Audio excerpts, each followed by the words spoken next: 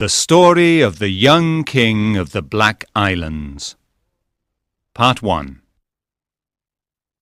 When King Mahmud of the Black Islands died, his young son became king.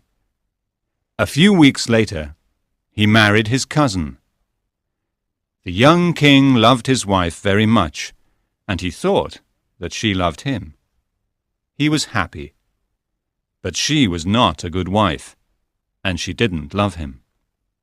She also had magic powers.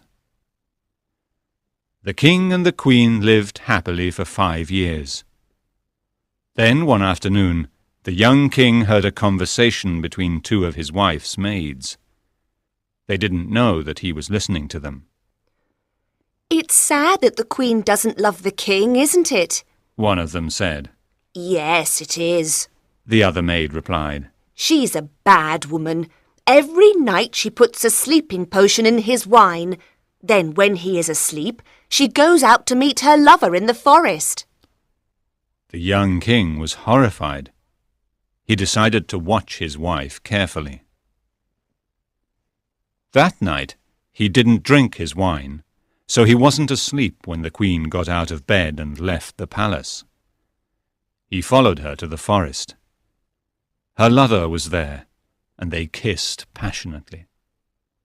When the young king saw them together, he was very angry.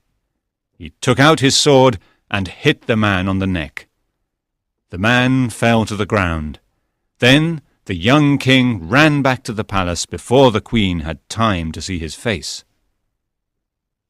The next morning, the queen came to his room. She was wearing black clothes, and she was crying. "Husband," she said, "I'm mourning my family. My father, my mother, and my 2 brothers are all dead." The young king said nothing. He knew that it was not true. The queen mourned for a year. At the end of this time, she built a black dome in the palace garden and filled it with precious carpets and paintings. Then she took her lover's body there. He wasn't dead, but he couldn't move or speak. She put him on a sofa in a dark room and built a beautiful fountain for him there. She went to see him every day and gave him soup and wine to drink. She cried all the time. 3 years passed.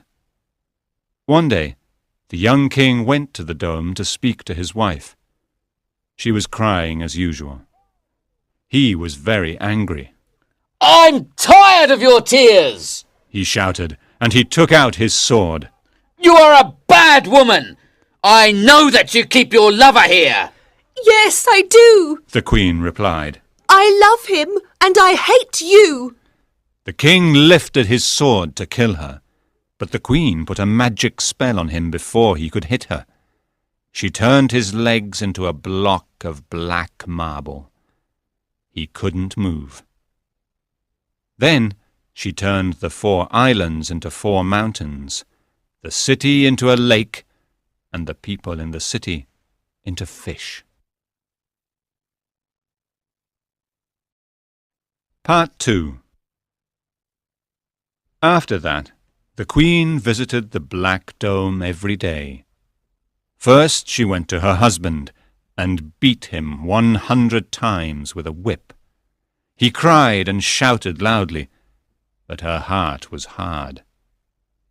Then she went to her lover. After giving him some soup and wine, she said, "How are you today, my love? Speak to me." But he never moved, and he never spoke. Some years later, a king from a distant country travelled to the Black Islands. He went in the Black Dome and found the young king. When he heard his story, he felt very sorry for him. He promised to help him. "I have a plan," he said. The next day, the king went to the room where the queen's lover was. He killed him with his sword and threw the body down a deep well. Then he lay down on the sofa. Soon the queen arrived. She went to her husband and beat him 100 times. After that, she went to her lover's room. It was dark, so she couldn't see the man on the sofa very well. "How are you today, my love?" She said. "Speak to me." The king answered, "I'm very tired. When you beat your husband, he shouts very loudly, and I can't sleep. Take the spell off. I don't want to hear him any more." The queen was very happy to hear her lover's voice again. She said, "I'll take the spell off immediately, my love." She went back to her husband's room and took a cup of water which she heated on a fire. Then she said some magic words and threw the water over the block of marble. "Now you are free," she said. "Go away from here and never come back."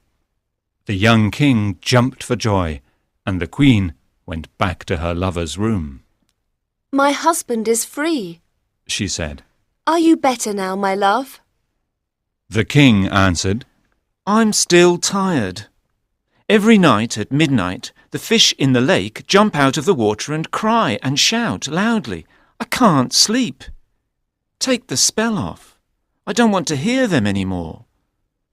The queen immediately ran to the lake and took the spell off. The fish became men, women, and children again, and the lake became a city. The queen went back to her lover's room and said, "The people are free. Do you feel better now?" "Come here," said the king. "Come closer." The queen moved closer. Then the king suddenly jumped up and cut her body in half with his sword. "The queen is dead, He said to the young king. and your city and your people are free." The young king was very happy. "Why don't you come back with me to my country?" Asked the king. "I have no children of my own. You can be my son and rule my kingdom when I die." Thank you, I will. Replied the young king immediately. I never want to leave you. "Good," Said the king. "I'll send my vizier to the Black Islands. He'll be a good sultan." So the two kings made preparations for their long journey back to the king's country. They arrived safely, and they both lived peacefully for the rest of their lives.